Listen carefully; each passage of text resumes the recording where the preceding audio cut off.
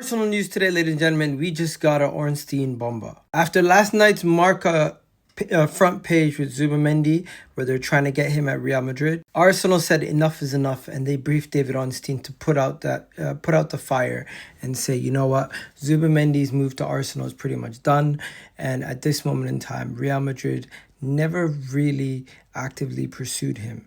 That he also went on to break down that the financial aspect of it is also done. Arsenal will pay a total of 65 million euros, which is 55 million pounds for Zubimendi.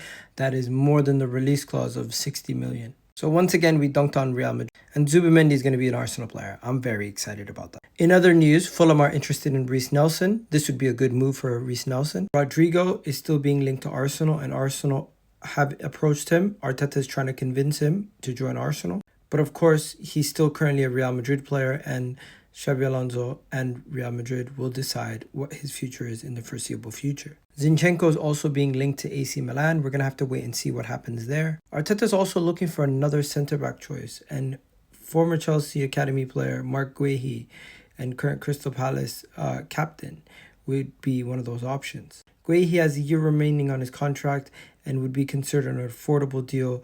The issue is whether the player would be prepared to join Arsenal and must compete for his place ahead of the World Cup.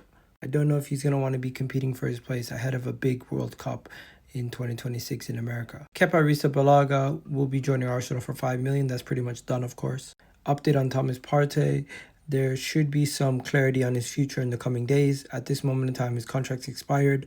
No agreement is yet in place. It's likely Arsenal will enter the market for a replacement if we do not get him signed up. We also have updates on Benjamin Sesko, Victor Gyokeres, Ollie Watkins. Those are the three striking options at this moment in time.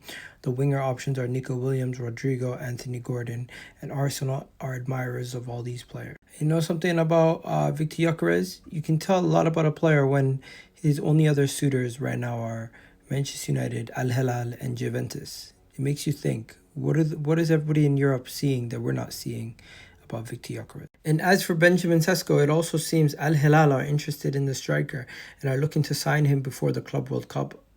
Their deadline is today, so we're going to have to wait and see. But in my opinion, I don't think this is going to happen. I think the 22-year-old still wants to move to Arsenal and he wants to stay in Europe.